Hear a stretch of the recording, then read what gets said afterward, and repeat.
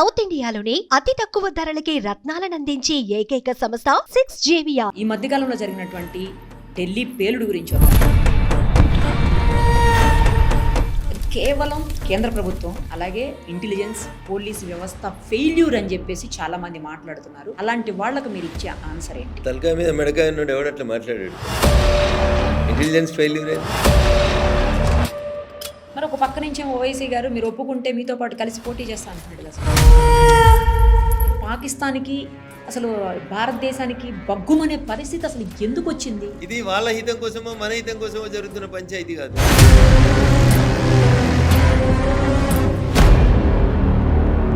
వాళ్ళు దేవుడిచ్చిండు కాబట్టి 10 మందిని కంటున్నామని బయటికి చెప్తున్నారు, కానీ దేవుడిచ్చుడు కాదు. వాళ్ళ ఉద్దేశం ఏంది?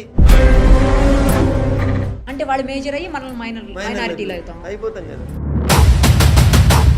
ఆపరేషన్ సింధూర్ చేసాం, మనం సక్సెస్ అయ్యాము. ये हमला किया है उन आतंकियों को उनकी कल्पना से भी बड़ी सजा मिलेगी. పాక్ ఆక్రమిత కాశ్మీర్ని మనం స్వాధీనం చేసేసుకుంటున్నాం అని చెప్పి అందరూ ఫీల్ అవుతున్న సందర్భంలో మళ్ళీ అసలు అటువైపు దృష్టి కూడా లేకుండా అయింది. ఎందుకని సార్? అందుకనే చెప్తున్నాను, కొన్ని బయటికి చెప్పలేము, కొన్ని లోపల నుంచి మాట్లాడుకోలేము. పాకిస్తాన్ నుంచి చైనాకి ఒక కారిడార్ వేస్తారు, అది మన ఇండియాలో నుంచి వెయ్యాలి అని చెప్పేసి ప్లాన్స్ జరుగుతున్నాయి ఆల్రెడీ. దానివల్ల మరింత నష్టం కదా సార్ మనకి. ఇండియాలోంచి చైనా రోడ్ వేసడం అనేది జరగదు. అది నరేంద్ర మోడీ గారు ఉన్నంతసేపు అది జరగనివ్వరు.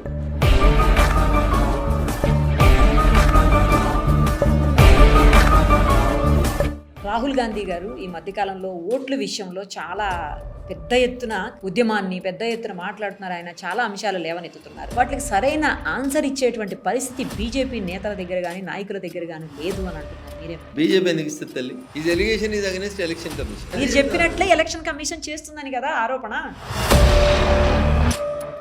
హరీష్ రావు గారు ఒకవేళ ఆయన పగ్గలు తీసుకుంటే పార్టీ వేరే లెవెల్కి వెళ్తుంది అని చెప్పేసి కూడా కొంతమంది మాట్లాడుతున్నారు.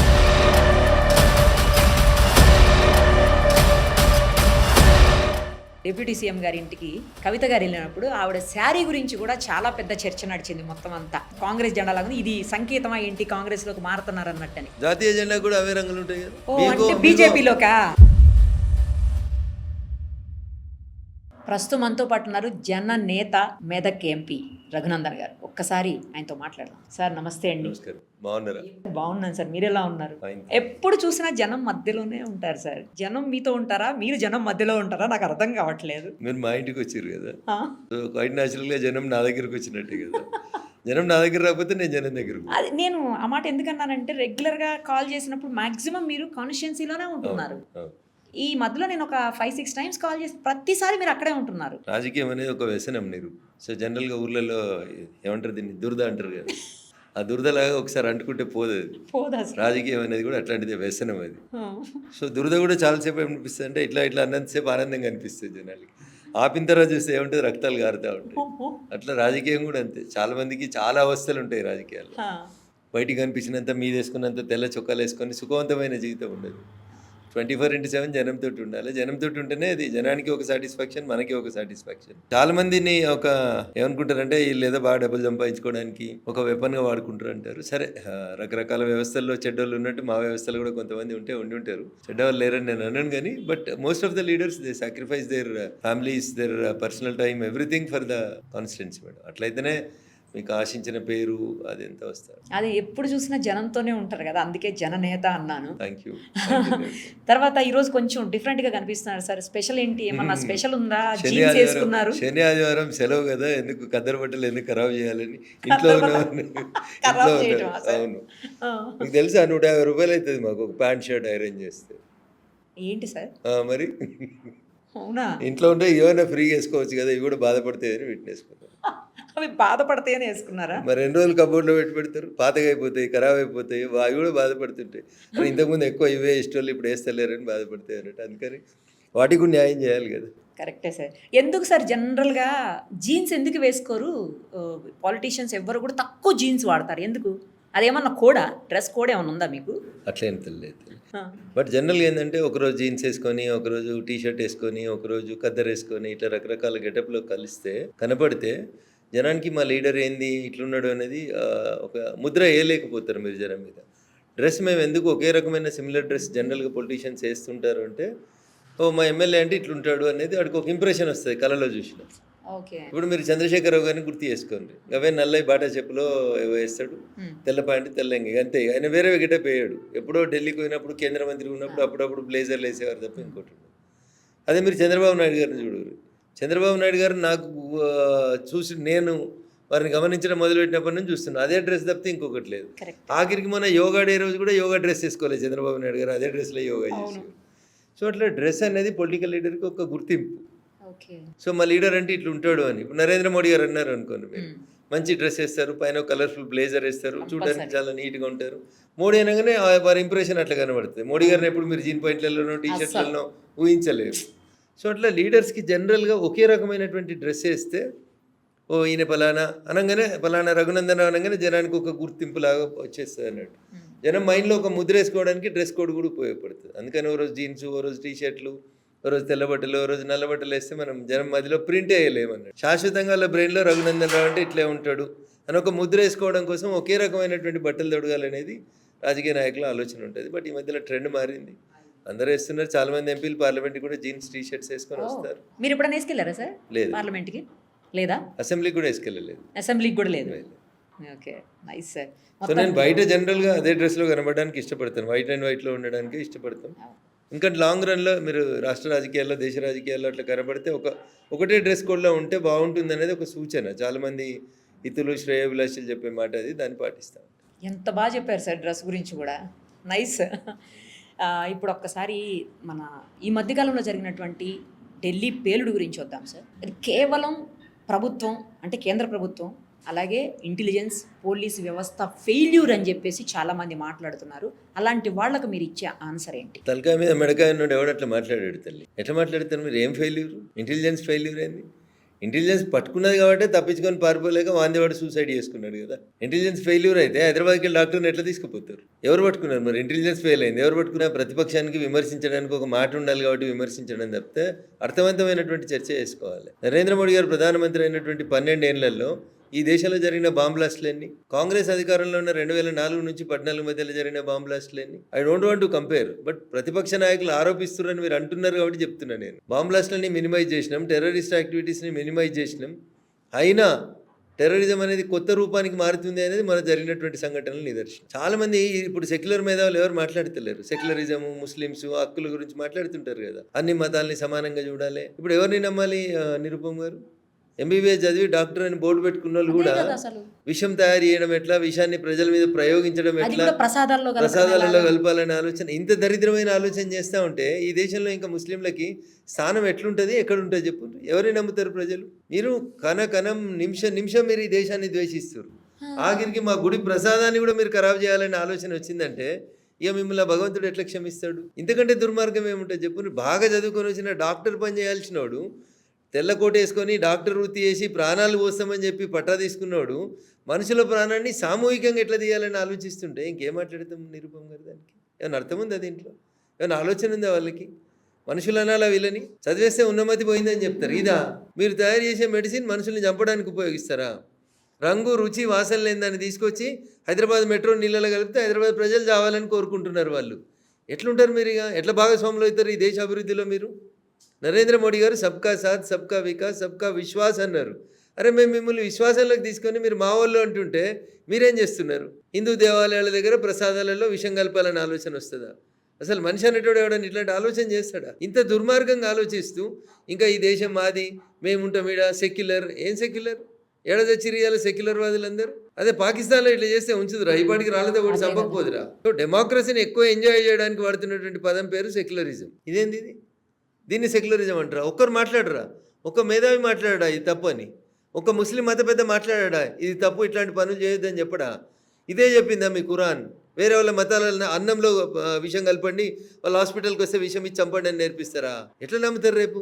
మీరు చేసిన ఈ పని వల్ల, మీరు చేసిన ఈ ప్రవర్తన వల్ల మా పక్కింట్లో ఎవరైనా ముస్లిమ్స్ ఉంటే అనుమానపడే పరిస్థితిని కల్పించారు. మీరు భయపడిపోయే పరిస్థితి. అనుమానపడతారు ముందు, తర్వాత భయపడతారు. ఎటువైపు డ్రైవ్ చేస్తారు? రేపు ముస్లిం సమాజం కూడా ఎట్లా సేఫ్గా ఉండగలుగుతుంది ఇండియాలో ఇట్లాంటి పనులు జరుగుతుంటే? ఏం మెసేజ్ పంపదలుచుకున్నారు? ఎంత మూర్ఖంగా పనిచేసారు అనేది ఒకసారి ఆలోచించాలి నిరుపమ్ గారు. సభ్య సమాజం మొత్తం ఖండించాలి దీంట్లో, ముస్లింలే ముందుండి ఖండించాలి దీన్ని. అవును, ఓవైసీ అన్నట్టున్నారు సార్. ఏమన్నాడు? ఓవైసీ వల్లనే ఇదంతా జరుగుతూ ఉంది. దురదృష్టం ఆయన్నే. ఎందుకు అన్ని మసీదులలో ఎందుకు అనౌన్స్ కాలేదు? మామూలు చేసిన తప్పని ఎందుకు చెప్పారు? మేము ఈ దేశాన్ని ఉండాలనుకుంటున్నాం. నేను కూడా వాళ్ళకి అగైనెస్ట్ అని చెప్తున్నాడు. ఇట్లా అదే ఓవైసీ గారు పైన మాట్లాడతాడు, కింద చేస్తూనే ఉంటాడు. ఓవైసీ పెద్ద వయసు ఒకటి మాట్లాడతాడు, చిన్న వయసు ఒకటి చేస్తుంటాడు. ఇదేం జరుగుతుంది నిరుపమ్ గారు?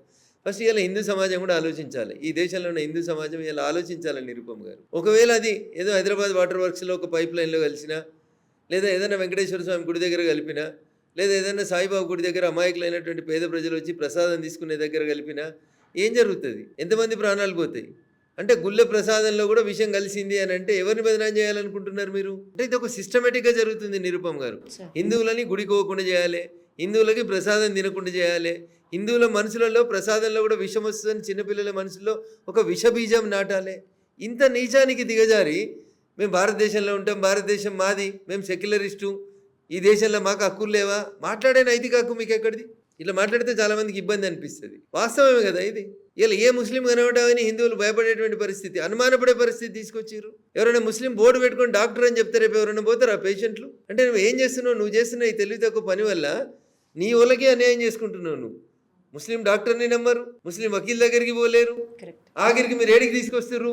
టెంపుల్స్ దగ్గర ఎవరైనా ముస్లిం షాప్ పెట్టుకుంటే వాళ్ళ దగ్గరికి పోవద్దు అనేటువంటి దగ్గర దాకా వచ్చేస్తుంది. ఇది ఫ్యాక్ట్, ఇది వాస్తవం. నేనేదో కావాలని రెచ్చగొట్టేందుకు మాట్లాడతలే నిరుపమ్ గారు. మొన్న జరిగిన సంఘటన తర్వాత ఎవరైనా ముస్లిం బోర్డు పెట్టుకుని డాక్టర్ ఉంటే ఆ డాక్టర్ దగ్గరికి ఎవరు పోలేరు ఇవాళ హిందువులు.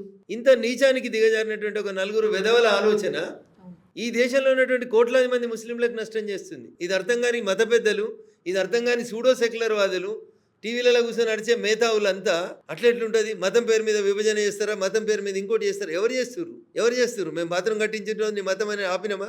ఆపలేదు కదా. నీకు సిలిండర్ ఇచ్చిన రోజు నీ మతం మీద ఆపలేదు కదా. నీ ఇంటి ముందుకు వెళ్ళి సీసీ రోడ్ ఏమని ఆ బైన్సాల్ కార్పొరేటరో మేయరో చేసినట్టు మేము చేస్తలేం కదా. అట్లా ఇంత నీచమైన ఆలోచన ఎట్లా వచ్చింది ఆ చదువుకున్న వాళ్ళకి అనేది నాకు ఇప్పటికీ దురదృష్టకరం అనిపిస్తుంది. ఆ డాక్టర్ గారిని చూస్తే ఎంత అమాయకురాలు కనబడుతుంది. ఆమెనే తయారు చేస్తుంది. She herself is the basic culprit. ఇట్లాంటి వాళ్ళని మన చట్టాలు కూడా సవరించాలి నిరుపమ్ గారు. పట్టపగలే ఉరి తీయాలి వీళ్ళని. 30 రోజుల కంటే ఎక్కువ రోజులు ట్రయల్ ఉండొద్దు. ప్రజలందరూ చూస్తుండగా ఇంకా కింది కోర్టు శిక్ష పడ్డది, హైకోర్టు పోయినాం, హైకోర్టుకి వెళ్ళి సుప్రీంకోర్టుకి పోయినాం, సుప్రీంకోర్టుకి వెళ్ళి రాష్ట్రపతి దగ్గరికి పోయినాం, పెరోల్ గిరోల్ ఇవన్నీ ఏముండొద్దు. అంత నిమిషాలలో అయిపోవాలి, అంత ఆన్లైనే కదా. నిమిషాలలో ఎవిడెన్స్ పెట్టాలి, నిమిషాలలో క్లోజ్ చేయాలి, నిమిషాలలో ఉరి తీయాలి. తుపాకులు పట్టుకొని ఆడ సాక్షాత్తు దొరికితే తాజ్మహల్ హోటల్లో కసబరేటోడు దొరికితే వాడిని ఉరి తీసేందుకు 10 ఏళ్ళు పట్టింది. ఈ దేశంలో అంటే టెర్రరిస్టులకు భయం ఎట్లుంటుంది చెప్పు. జరుగుతున్న సంఘటనలు దురదృష్టకరం, బాధాకరం. పెహల్గాంలో ఇది చేస్తారు, పోయి పక్క దేశంలో ఉంటారు. ఇంత దరిద్రంగా జరుగుతూ ఉంటే మళ్ళీ అందరం హిందూ ముస్లిం బాయి అంటే ఎడికెళ్ళి బాయి అవుతారు. ఎట్లా బాయి అవుతారు? నన్ను చంపాలనుకున్నాడు, నాకు బాయి ఎట్లా అవుతాడు చెప్పు. సో అందుకని ఇలా హిందూ సమాజం ఆలోచించాలి. గుళ్ళ దగ్గరికి పోయినప్పుడు ఏం చేయాలి, పండ్ల బండ దగ్గరికి పోయినప్పుడు ఏం చేయాలి. శత్రువుని కొట్టాలంటే శత్రువుని ఫిజికల్ కొట్టాల్సిన అవసరం లేదు నిరుపమ్ గారు. శత్రువు ఆదాయ వనరుల మీద దెబ్బ తాకి ఆర్థిక వ్యవస్థ మీద దెబ్బ జరిగింది అనుకోండి, శత్రువు ఆటోమేటిక్గా వీక్ అయిపోతాడు.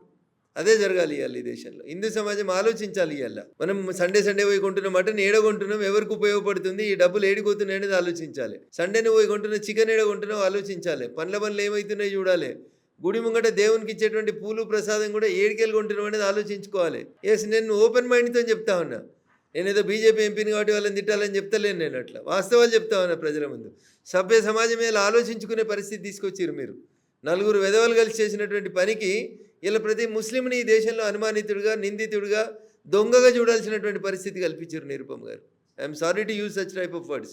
బట్ ఇంకేం చేయలేము ఇంతకంటే ఎక్కువ. ఒక బాధ్యత గల ప్రజాప్రతినిధిగా మాకే ఇబ్బంది అనిపిస్తుంది, భయం అనిపిస్తుంది ఇట్లాంటి పనులను చూస్తుంటే. ఇంకేం చేస్తుంది దీన్ని ఇట్లాంటి వాటిని చూసి. మరి ఒక పక్క నుంచి ఓవైసీ గారు మీరు ఒప్పుకుంటే మీతో పాటు కలిసి పోటీ చేస్తా అంటున్నాడు కదా సార్. ఓవైసీ గారితో కలిసి పోటీ చేయాల్సినటువంటి అవసరం భారతీయ జనతా పార్టీకి లేదు. మేము తూర్పు అయితే మీరు పడమర, మా సిద్ధాంతం ఒకటి, మీ సిద్ధాంతం ఒకటి. కాబట్టి మీరు మాతో కలిసి పనిచేస్తామనేటువంటి మాట మాట్లాడడం అంటే దేశంలో జరుగుతున్నటువంటి ఈ సంఘటనలన్నిటికీ మీరు బదనామవుతున్నారు. కాబట్టి దాని నుంచి తప్పించుకోవడానికి అవసరమైతే మేము బీజేపీతో కలిసి పోటీ చేస్తామని మీ మీద పడ్డటువంటి ముద్ర నుంచి మీరు బయటికి రావడం చేసే కుట్రగా తప్ప ఇంకొకటి కాదు. మేము ఎప్పుడు కలవలేము, మేము ఎప్పుడు కలిసి పోటీ చేయలేము. అది కుదరని ముచ్చటది సార్. అసలు ఫస్ట్ నుంచి కూడా మొత్తం అందరూ కలిసి ఉన్నప్పుడు ఎందుకు ఇంతటి అంటే పాకిస్తాన్కి అసలు భారతదేశానికి బగ్గుమనే పరిస్థితి అసలు ఎందుకు వచ్చింది? దీని ఒక్కసారి చరిత్ర గురించి ఒక 2 నిమిషాలు చెప్పండి సార్ ప్లీజ్. సో దేశ విభజన జరిగినప్పుడు దేశ విభజనకి ఆంగ్లేయులు పూనుకున్నప్పుడు వాళ్ళు స్వతంత్రం ఇచ్చి వెళ్ళిపోకుండా ఈ దేశాన్ని ముక్కలు చేయాలి, ఈ దేశం బాగుండొద్దు అని ఒక దుర్మార్గమైన ఆలోచన చేసినప్పుడు ఆ రోజు అధికారంలో ఎవరున్నారు, ఆ రోజు లేకపోతే అక్కడ ఉన్న పార్టీ ఏంది, ఎవరితో చర్చలు జరిపినారు, ఇది మాట్లాడితే నేను మళ్ళీ చెప్తున్నా. రఘునందన్ రావు బీజేపీ ఎంపీ కాబట్టి కాంగ్రెస్ని విమర్శించినందుకు చరిత్రను కూడా వక్రీకరిస్తుండో అని చెప్తారు. మతం పేరు మీదనే కదా జరిగింది విభజన. భారతదేశం ఆ రోజు విభజించబడింది. పాకిస్తాన్లో ఎవరు ఉండాలని డిసిషన్ తీసుకొని చేసిర్రు. ఒక వర్గానికి సంబంధించిన వాళ్ళందరికీ ఒక దేశం ఉంటే ఆ రోజు పాకిస్తాన్లో ముస్లిమ్స్ ఉండాలని చెప్పి ఒక నిర్ణయం తీసుకొని చేసిర్రు. హిందుస్థాన్లో ఉండొద్దా ముస్లిమ్స్ అంటే హిందుస్థాన్లో ఉండాలనుకున్న వాళ్ళు ఉండుండ్రి, లేదనుకుంటే పాకిస్తాన్కి వెళ్ళిపోండి అని ఆప్షన్ ఇచ్చారు. ఇది మన గొప్పతనం. విడిపోయినప్పుడు పాకిస్తాన్లో సుమారు 20 నుంచి 24% వరకు హిందువులు ఉన్నారు. ఇవాళ పాకిస్తాన్లో ఉన్న హిందువుల జనాభా చూడు, నాట్ ఈవెన్ 4-5% లేదు. ఇవాళ ఇద్దరం ఒకటే రోజు విడిపోయినాం కదా. 75 ఏళ్లలో 20%, 25% ఉన్న హిందువుల జనాభా 4%, 5%కి వచ్చింది. అదే భారతదేశంలో 4-5% ఉన్నటువంటి ముస్లింల జనాభా ఇలా 18%కి వచ్చింది. ఇండియా పాకిస్తాన్ విభజన జరిగిన తర్వాత పాకిస్తాన్లో ఉన్న హిందువులను ఊచకోత కోసి శవాలను ట్రైన్లలో పంపిస్తే కూడా ఆ రోజు ఉన్నటువంటి పెద్దలు మాట్లాడలేదనేది కదా పంచాయతీ అంతా. కాంగ్రెస్ పెద్దలు మాట్లాడలేదనేది కదా పంచాయతీ అంతా. ఇంత క్లియర్గా క్రిస్టల్ క్లియర్ కనబడతా ఉంటే విభజన ఎందుకు చేసిర్రు, దేని మీద చేసిర్రు? మతం బేసిస్గా విభజన చేసిర్రు. విభజన జరిగినప్పుడు మరి హిందువుల కోసం హిందుస్థాన్ ఉంటే ముస్లిమ్స్ అందరినీ తీసుకుపోయి అక్కడ ఉంచేసి ఉంటే పాకిస్తాన్కి పంపేసి ఉంటే ఈ పంచాయతీ ఉండేది కాదు కదా. Correct sir. 4% ఉన్న వాళ్ళు ఇలా 17-18% దాకా పెరిగినరు. వాళ్ళ ఉద్దేశం ఏంది? వాళ్ళు ఓన్లీ ప్రొడక్షన్ తప్ప వాళ్ళకి ఇంకొక ట్రైన్ లేదు. ఐఎమ్ సారీ టు సే, నేను ఒక ఐఐటీలో ప్రొఫెసర్ని కలిసిన రాజస్థాన్లో. 18 మంది సంతానం ఆయనకి. సార్ మీరు ఏం ప్రొఫెసరు, మీరేం చదువు చెప్తారు పిల్లల కంటే? ఆయన ఒక మాట చెప్పిండు, దాని తెలుగు అర్థం చెప్తాడు. నారు పోసినోడు నీరు పోయాడా అంటాడు. అంటే పుట్టించినోడు వాళ్ళని పెంచుతందుకు ఏదో ఒకటి ఇయ్యడా అంటాడు. ఓడు అరటి పండు పెట్టుకొని, అరటిపళ్ళ బండి పెట్టుకొని, ఓడు పంక్చర్ దుకాణం పెట్టుకొని, ఓడు రోడ్డు మీద ఇంకో పని చేసుకుంటా మామూలు మంచిగానే బతుకుతురు కదా సార్ అంటారు. ఇది వాళ్ళ ఆలోచన విధానం. They will use ladies as only the production machines అంతే. నలుగురిని ఎందుకు చేసుకుంటారు? మొదటి భార్యకి ప్రెగ్నెన్సీ కాగానే ఇంకొక భార్య, ఈమె ప్రెగ్నెన్సీ కాగానే మూడో భార్య. ఇది వీళ్ళకి ఒక మిషన్ అన్నట్టు. సంవత్సరంలో రొటీన్గా ఎవ్రీ 3 monthsకి ఒకరు కొత్త పిల్లలు పుడితేనే ఉండాలి. 18 మంది 20 మంది ఏం చేస్తున్నారు నిరుపమ్ గారు? యూనిఫామ్ సివిల్ కోడ్ అంటే లేదు ఇది బీజేపీలకు ఆచారం, యూనిఫామ్ సివిల్ కోడ్ ఏంది అంటాడు. అరే ఒక దేశంలో ఉంటున్నప్పుడు దేశ ప్రజలందరికీ ఒకటే కోడ్ ఉండాలి, ఒకటే చట్టం ఉండాలి. చట్టం ముందు అందరూ సమానులే ఉండాలి. హిందువులు విడాకులకు అప్లై చేసుకోవాలంటే నిరుపమ్ గారు, హిందువులలో పెళ్లి చేసుకున్న అమ్మాయి ఎవరైనా హిందూ సాంప్రదాయం ప్రకారం పెళ్లి చేసుకున్న అమ్మాయి విడాకులకు పోవాలంటే 1 నిమిషంలో విడాకులు రావు. 1 year తర్వాత she has to file divorce petition. At least mutual అయినా కూడా 6 months కనీసం ఆగాలి. అదే క్రిస్టియన్స్ లో అయితే 2 years తర్వాత. అదే ముస్లింలలో అయితే నువ్వు వండిన వంట మంచిగా లేదు, తలాక్. 3 సార్లు తలాక్ అంటే తలాక్ అయిపోయింది. ఏం తలాక్? ఎటు పోతున్నారు? ఈ దేశం ఒక దేశం అనుకున్నప్పుడు ఈ దేశంలో ఉండే ప్రజలందరికీ ఒకటే మతం ఉంటుంది, లేదు మతాలు భిన్నంగా ఉన్నాయి. భిన్నత్వంలో ఏకత్వం భారతదేశం, రైట్. ఒకటే చట్టం ఉండాలి కదా, అట్లీస్ట్ మతం లేదు చట్టం అని ఉండాలి కదా. ఇవేవి లేకుండా పోతున్నాయనే దుర్మార్గం. చరిత్రలకు పోతే చరిత్ర ఖచ్చితంగా కాంగ్రెస్ పార్టీ వైపే ఏళ్ళు చూపెడుతుంది. కాబట్టి ఇప్పుడు నేను బీజేపీ ఎంపీగా మీకు ఇంతకంటే ఎక్కువ ఏం మాట్లాడినా నిరుపమ్ గారు, రఘునందన్ రావు ఉద్దేశపూర్వకంగా చరిత్రను దవ్వి తీసి మా మీద బురద చల్లుతున్నాడు అనే మాట వస్తుంది తప్ప ఇంకొకటి కాదు. అంటే నేను మాత్రం ఒకటి మాత్రం హిందూ బంధువులందరూ కూడా ఒకటి అప్పీల్ చేయదలుచుకున్నా. నాకేంది, నా పక్కింటోనికి నష్టం జరుగుతుందని మీరు ఆలోచించినంత సేపు you are the loser. Ultimate గా నష్టం జరిగేది నీకు. ఐకమత్యం లేదు కాబట్టి ఇదంతా జరుగుతా ఉంది. మీరు మళ్ళీ గుర్తు చేసుకోవాల్సింది, మళ్ళీ అర్థం చేసుకోవాల్సింది, మనం సంఘటితంగా ఉంటే అన్ని బాగుంటాయి. వాళ్ళు 10 మందిని కంటారు, మనం కూడా కనడం స్టార్ట్ చేయాలి. ఇది వాళ్ళ హితం కోసమో మన హితం కోసమో జరుగుతున్న పంచాయతీ కాదు. వాళ్ళు దేవుడు ఇచ్చిండు కాబట్టి 10 మందిని కంటున్నామని బయటికి చెప్తున్నారు, కానీ దేవుడు ఇచ్చుడు కాదు. వాళ్ళ ఉద్దేశం ఏంది? మన దేశంలో వాళ్ళ జనాభాని మనకంటే ఎక్కువ పెంచి వాళ్ళప్పుడు ఈ దేశాన్ని మళ్ళీ ఒకసారి మతాంతీకరణ చేయడానికి జరుగుతున్నటువంటి ఒక పెద్ద కుట్ర. అంటే వాళ్ళు మేజర్ అయ్యి మనం మైనారిటీలో అయిపోతాం కదా. ఇప్పుడు మనం ఎప్పుడున్నాం? 2025లో ఉన్నాం. ఇలా జనాభా ఎంత ఉంది చూడుర్రి. నాకు తెలిసి మీరు 2050 దాకా ఉంటారని నేను అనుకుంటున్నా. 2050 వరకు ఏమవుతుంది? వాళ్ళ రేషియో ఇట్లా పెరుగుతూ పోయి మన రేషియో ఇట్లా తగ్గుతూ వస్తే మనం ఎక్కడ ఉంటాం, వాళ్ళు ఎక్కడ ఉంటాం చూడండి. ఇది ప్రతి హిందూ తల్లి ఆలోచించాల్సినటువంటి విషయం. 1-2 అనేది బంద్ చేయాలి. మనం కూడా 3-4 కనాల్సిందే. లేదు యూనిఫామ్ సివిల్ కూడా ఈ దేశంలో అమలు కావాల్సిందే. అందరికీ ఒకటే ఉండాలి. సరే, ఈ దేశం వనరులు సరిపోతలేవు. ఇప్పటికే ఒక ఆస్ట్రేలియా ఖండాన్ని మనం ప్రతి సంవత్సరం ముట్టిస్తాం. అంత జనాభా వస్తుంది మనకి. టోటల్ ఆస్ట్రేలియన్ కాంటినెంట్లో ఎంత జనాభా ఉంటుందో ఎవ్రీ ఇయర్ కొత్తగా భారతదేశంలో అంతమంది పుడుతున్నారు. ఏడికెళ్ళి సరిపోతుంది మీకు ప్లేసు? ఈ ఫ్యాక్ట్స్ ఇవి. రఘునందన్ ఏదో నోటుకొచ్చిన మాటలు చెప్తలేడు. ఆస్ట్రేలియా ఖండంలో ఉన్న జనాభా ఎంత ఉంటుందో అంతమంది ప్రతి సంవత్సరం భారతదేశంలో కొత్తగా పుట్టిన పిల్లల సంఖ్య చెప్తున్నా నేను. ఏడికెళ్ళి వస్తుంది భారతదేశానికి ప్రతి సంవత్సరం ఒక ఆస్ట్రేలియా ఖండాన్ని ఏడికెళ్ళి జాయిన్ చేస్తారు? నీళ్ళేవి, గాలి ఏది? ఏమున్నది? ఇప్పటికే ఢిల్లీ అయిపోయింది. హైదరాబాద్ కూడా ఏ నిమిషం అయినా అయిపోయే పరిస్థితికి వస్తుంది.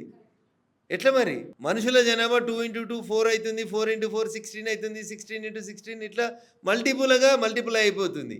మీరు తినే తిండి పెరుగుతలేదు, గాలి పెరుగుతలేవు, నీళ్లు పెరుగుతలేవు, పంచభూతాలేవి పెరుగుతలేవు మీకు. మరి అట్లాంటప్పుడు ఎట్లా బతుకుతారు మీరు? సో ఇండియన్ డెమోగ్రఫీని డిస్టర్బ్ చేసి భారతదేశంలో ముస్లింల జనాభాను 40 నుంచి 50% తీసుకొచ్చి తిరిగి మళ్ళీ ఒకసారి భారతదేశం లోపల ముస్లిం మతాంతీకరణ చేయడానికి జరుగుతున్న కుట్రనే దేవుడు ఇచ్చిండు కాబట్టి పిల్లల్ని అంటున్నామనే ముచ్చట. ఈ పొలిటికల్ అపీజ్మెంట్ ఏదైతే టీఆర్ఎస్, కాంగ్రెస్, ఇంకేవైతే కమ్యూనిస్టులు లేదా ఇంకేదైతే తృణమూల్ కాంగ్రెస్ చేస్తూ ఉన్నాయో దీనివల్ల ఈ దేశానికి నష్టం జరుగుతుంది. ఇట్లా అడగోలుగా ఒక రకంగా ప్రొడక్షన్ పెంచడం ఒకటైతే, రెండోది పక్క దేశాలకు వెళ్ళి తీసుకొస్తారు. బంగ్లాదేశ్కి వెళ్ళి ఇట్లా పక్కదారులకి వెళ్ళి వస్తూ ఉన్నారు, రోహింగ్యాలు వస్తూ ఉన్నారు. వీళ్ళందరూ ఎవరు నిరుపమ గారు? వీళ్ళందరికీ దేశంలో ఉండే హక్కేంది? ఎందుకుంటున్నారు? ఒక్కసారి హిందూ సమాజం ఆలోచించాలి.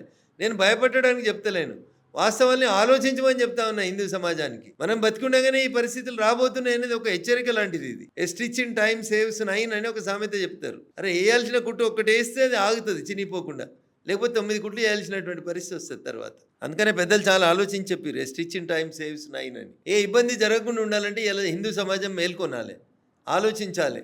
అసలు ఏం జరుగుతుంది అనేది ఒకసారి ఆలోచించి మనం ఏం చేయాలనేది ఒక నిర్ణయం తీసుకోవాలి. మనం రాజకీయ శక్తికి ఎదగాల్సిందే, మన ఆలోచన విధానంలో మార్పు రావాల్సిందే. రోడ్డు మీద ఎక్కడైనా చిన్న ఆటో యాక్సిడెంట్ ఎవరైనా ముస్లింలు ఎవరైనా కొడుతున్నారనుకోండి, 50 మంది ముస్లిమ్స్ అవుతారు అక్కడ. అదే హిందుని కొడుతున్నారు అనుకోండి, ఒక్కడు కూడా ఆగడు, చూసుకుంటూ వీడియో తీస్తారు, మంచి కొడుతున్నారు నిరూపణ అని వీడియో తీస్తారు. ఇదేం పంచాయతీ? వాళ్ళు చూడరు, ఒక ఆటో డ్రైవర్ గడ్డమున్న ఒక పిల్లని ఎవరైనా కొడుతుంటే 10 మంది మోటార్ సైకిల్ వచ్చేస్తారు. ఏడుంది మన లోపల యూనిటీ? ఈ యూనిటీ లేకపోతే కష్టపోయింది. చాలా ఆలోచన రేకెత్తించే అంశాలు సార్ మీరు పాయింట్అవుట్ చేసిన ప్రతి అంశం కూడా. మీరు ఇప్పుడు రేపు పాల ప్యాకెట్ ఇప్పి పాలు వేడి చేసి పిల్లలకు పోయాలంటే అలా విషయం కలిసిందా ఏందనేది ఆలోచించుకోవాల్సిన భయం, ఆందోళన వైపు సమాజాన్ని నెట్టేసినాయి మన జరిగినటువంటి 3 డాక్టర్లు అరెస్ట్ కాగానే వాడు ఈ మందుగుండు సామాగ్రిని అంతా దాచిపెట్టాలనేది అర్థం కాక రోడ్ల మీద తిరిగి చివరికి తాను పేల్చుకొని ప్రజల్ని చంపేసిండు దుర్మార్గుడు. అవునా? ముందే సెల్ఫ్ బాంబర్గా రెడీ అయ్యే వచ్చాడని చెప్తున్నారు కదా సార్. మీడియా కథనాలు ఉంటాయి తల్లి రకరకాలుగా. ఒకవేళ వచ్చింటే పొద్దున్నే వచ్చి చేస్తాడు కదా, పొద్దున్న 9 గంటలకి ఇంకెక్కువ రష్ ఉంటుంది కదా రోడ్డు మీద. ఆయన చనిపోవాలి, మానవ బాంబును కావాలని డిసిషన్ తీసుకున్న తర్వాతనే తనని పేల్చుకున్నాడు. కానీ అన్ని గంటలు ఢిల్లీ రోడ్ల మీద ఎందుకు తిరిగిండు చెప్పు? హ్యూమన్ సైకాలజీ ఏంది అక్కడ? ఇంకేమైనా ఆల్టర్నేట్ ఉందా? ఇంకా ఎక్కువ మందిని చెప్పడానికి ఏ ప్లేస్ దొరుకుతుందని ఆలోచన తప్పితే ఏముంటుంది చెప్పు? ఇంత బ్యాడ్గా ఆలోచిస్తుంటే పక్కన కారు చాగితే భయపడే పరిస్థితి వస్తే ఎట్లా బతకాలి సమాజం? సార్ మరి ఆపరేషన్ సింధూర్ చేసాం, మనం సక్సెస్ అయ్యాము, కానీ ఎందుకని పీఓకే అని మనం ఎందుకు ఆ టైంలో అసలు అయిపోయింది, ఇంకా మన చేతుల్లో 1 గంటలో 2 గంటలో 2 రోజుల్లో వచ్చేస్తుంది మన చేతుల్లోకి, పాక్ ఆక్రమిత కాశ్మీర్ని మనం స్వాధీనం చేసేసుకుంటున్నాం అని చెప్పి అందరూ ఫీల్ అవుతున్న సందర్భంలో మళ్ళీ అసలు అటువైపు దృష్టి కూడా లేకుండా అయింది. ఎందుకని సార్? ఎందుకు పీఓకేని మనం సాధ్యం చేసుకోలేకపోయాం? ఆ టైం రైట్ టైం కదా. కొన్ని విషయాల్ని టీవీలలో చర్చించుకోలేను తల్లి, కొన్ని విషయాలు బయటికి మాట్లాడితే ఇబ్బందికరంగా కనబడతాయి. సో పీఓకేని కలపడం అనేది పాకిస్తాన్ బార్డర్లకు పోయి, పాకిస్తాన్ దేశంలోకి పోయి 250 కిలోమీటర్ల లోపలికి పోయి వాళ్ళు ఖాళీ మేల్కొనే లోపల కొట్టి రాగలిగిన మనకు, అది కూడా మహిళలతో, పీఓకేని కొట్టి రావడం కష్టమవుతుందా? అదే. సో దాని వెనకాల ఉన్న బ్రాడ్ రీజన్స్ ఏందో ఆలోచించారు. మనకు వచ్చే జాగ ఎంత, మనం తీసుకుంటున్నటువంటి భూభాగం ఎంత, అక్కడ నుంచి మళ్ళీ వస్తున్నటువంటి పెనుభూతం ఎంత, మనకి ఎంతమంది జనాభాని మన లోపల ఇంప్లీడ్ చేసుకోవాల్సి వస్తుంది రేపు, ఎన్ని రకాలైనటువంటి అంశాలని మనం ఆలోచించుకోవాల్సి ఉంటాయి. కొన్ని అందుకనే చెప్తున్నాను, కొన్ని బయటికి చెప్పలేము, కొన్ని లోపల నుంచి మాట్లాడుకోలేము. ఇవి విషయాలు. పీఓకే ఎడుకుతుంది, పీఓకే మనదే, పీఓకే భారతదేశంలోనే ఉంటుంది. It's a part and parcel of India. మనం వెనక్కి తీసుకుంటాం 100% తీసుకుంటాం. ఎప్పటికీ చాలా ప్రతిదానికి ఒక టైం వస్తుంది, ప్రతిదానికి ఒక రీజన్ ఉంటుంది. ఒక సంఘటన జరగాలంటే అట్లా జరుగుతుంది. అట్లా ఆడపిల్లలతో ఎందుకు కొట్టించినామంటే ఆపరేషన్, వాళ్ళు చేసినటువంటి మూర్ఖత్వానికి సమాధానం ఆడపిల్లలే చెప్పాలనేది ఒక ఆలోచన వచ్చింది. ఈ దేశ ప్రజలందరూ స్వాగతించారు దాన్ని. ఆడ కూడా మనం మళ్ళీ మతం పట్ల వివక్ష చూపెట్టలేదు. అందులో కూడా ఒక ముస్లిం అమ్మాయి కూడా పోయింది. సో అంటే నిజంగా దేశభక్తి ఉన్న వాళ్ళు కూడా కొంతమంది ఉన్నారు ఇంకా ఈ దేశంలో. లేకపోతే అమ్మాయి ముందే ఇన్ఫర్మేషన్ వాళ్ళకి ఇవ్వడానికి అవకాశం ఉంటుండే కదా. కానీ నమ్మినాం, మన సైనికుల మీద మనకు విశ్వాసం ఉంది. కానీ ఈ దేశంలో కొంతమంది మూర్ఖులకు ఆ విశ్వాసం లేదు. అక్కడ మనం అందరం ఆలోచించుకోవాలి, బాధపడాలి. ఇప్పుడు సార్ ఈ పాకిస్తాన్ నుంచి చైనాకి ఒక కారిడార్ వేస్తారు, అది మన ఇండియాలో నుంచి వెయ్యాలి అని చెప్పేసి ప్లాన్స్ జరుగుతున్నాయి ఆల్రెడీ. దానివల్ల మరింత నష్టం కదా సార్ మనకు. ఇప్పుడు ఇండియాలోంచి చైనా రోడ్ వేసడం అనేది జరగదు. అది నరేంద్ర మోడీ గారు ఉన్నంతసేపు అది జరగనివ్వరు, అవన్నీ కావు. కాకపోతే ఇండియన్ బార్డర్కి కొద్దిగా దగ్గరలోంచి పాకిస్తాన్కి స్ట్రైట్గా ఒక వే ఇచ్చుకుంటూ ఒక నేషనల్ హైవే లాంటిది, ఒక కారిడార్ లాంటిది చేయాలనేది చైనా కుట్ర చేస్తున్నమాట వాస్తవం. సో భారతదేశం హద్దులలోంచి భారతదేశం పొలిమేర లోపలికి వచ్చి అయితే వాళ్ళు వేయలేరు రోడ్డు, బయట నుంచి చేసుకోవడానికి పాకిస్తాన్ తోటి వాళ్ళకు ఉన్న అవసరమే అది. ఇప్పుడు భారతదేశాన్ని కార్నర్ చేయడానికి చైనా ఒక వైపు నుంచి ఆ రోడ్ వేసుకుంటూ వస్తే మనల్ని ఇబ్బంది పెట్టడానికి ఉపయోగపడుతుంది అనేది వాళ్ళ ఆలోచన. అంతేగాని కాంగ్రెస్ పార్టీ పెద్దలు మాట్లాడినట్టు చైనా వచ్చి భూమి ఆక్రమించుకుంది, పాకిస్తాన్ వచ్చి ఆక్రమించుకుంది, ఏదో అవుతుంది, ఏమైతలేవు, అది జరగదు, అవి నువ్వు తుత్తాయి పాత ఫోటోలు పెట్టి కొత్త షో చేస్తున్నాయి కాంగ్రెస్ ఇంకొకరు.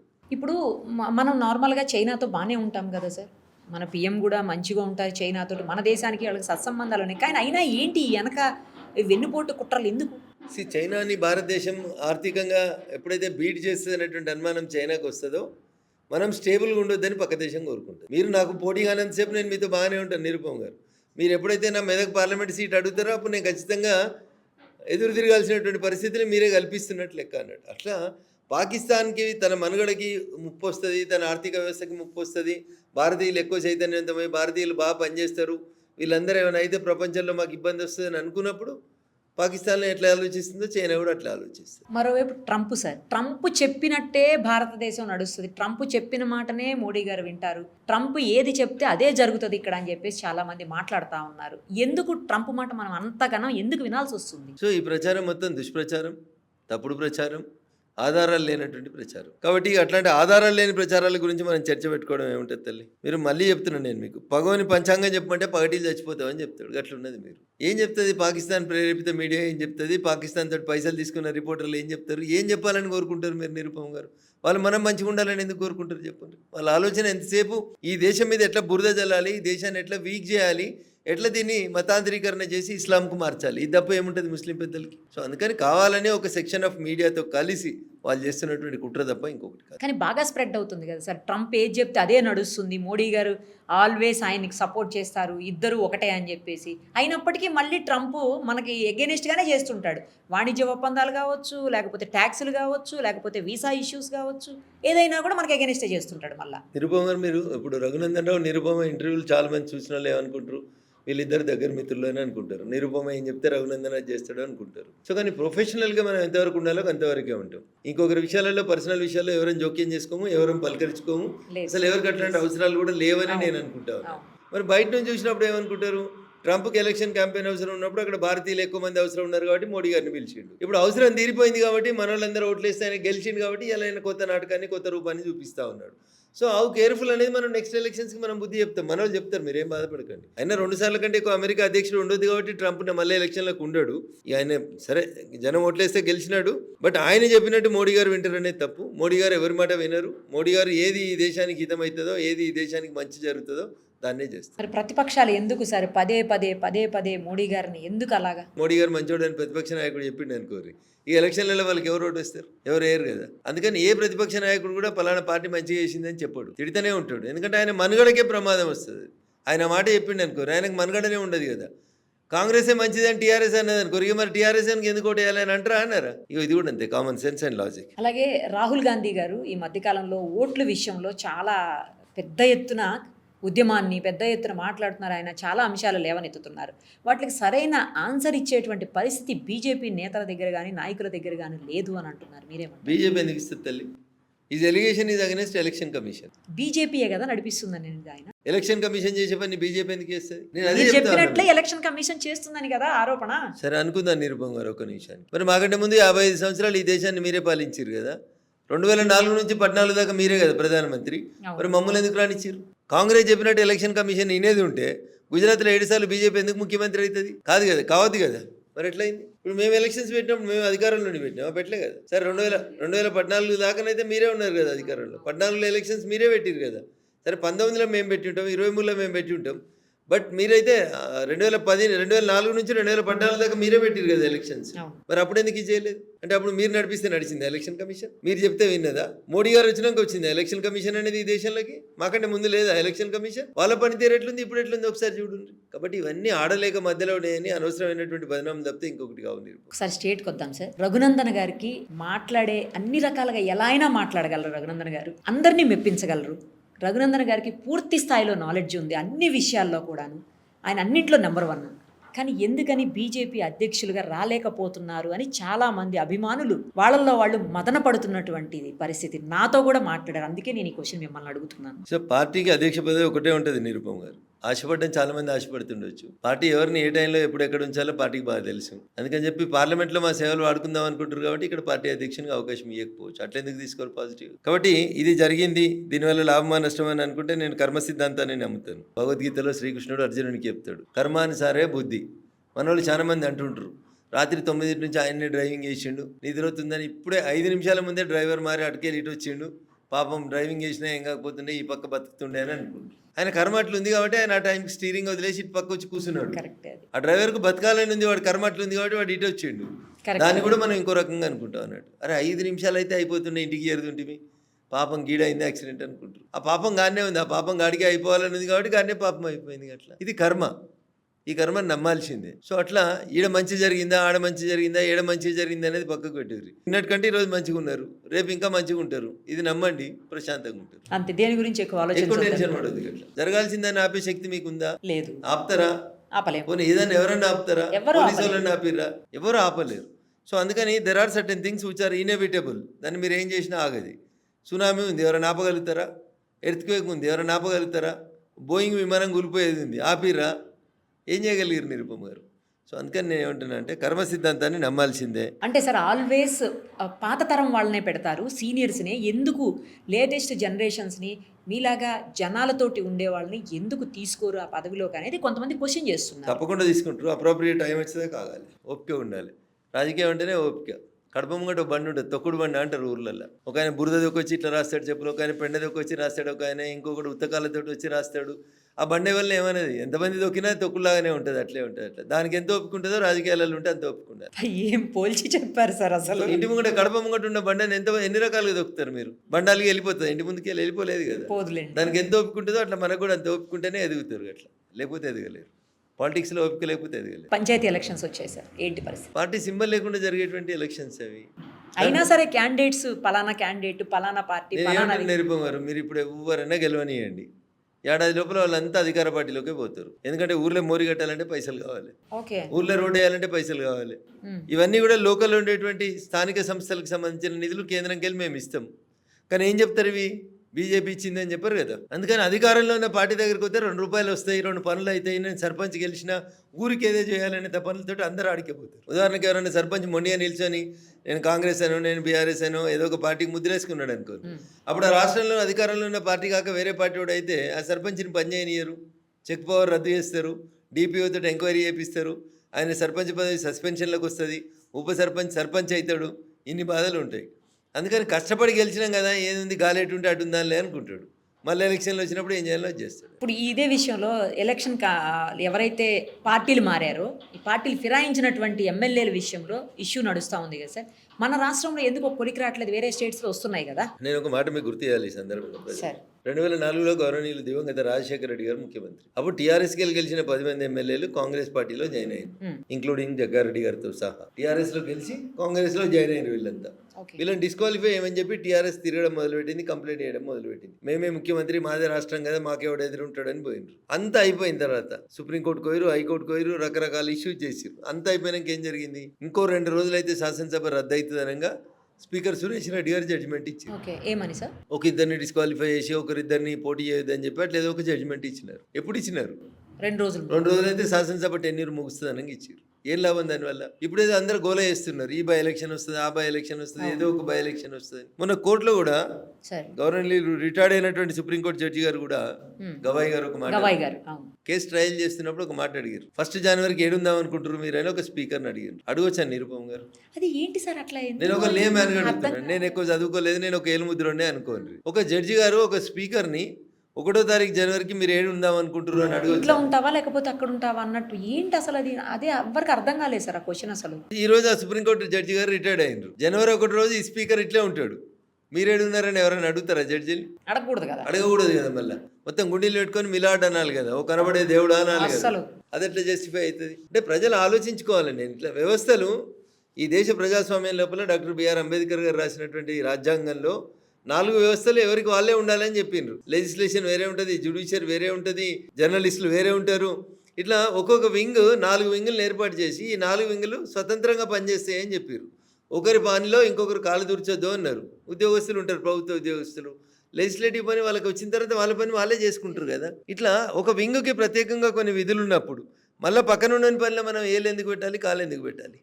That is very unfortunate. ఇప్పుడు జూబ్లీ హిల్స్ కాంగ్రెస్ గెలిచిన తర్వాత దూకుడు పెంచింది, అందుకే ఇమ్మీడియట్గా ఈ స్థానిక సంస్థల ఎలక్షన్స్ కూడా స్టార్ట్ అయిపోయాయి, ఇంకా కాంగ్రెస్ను అడ్డుకునే శక్తులే లేవు అంటున్నారు సార్, ఏమంటారు? సో ప్రజాస్వామ్యంలో తల్లి ప్రజలు న్యాయ నిర్ణేతలు, చాలామంది అట్లే ఫీల్ అయినరు.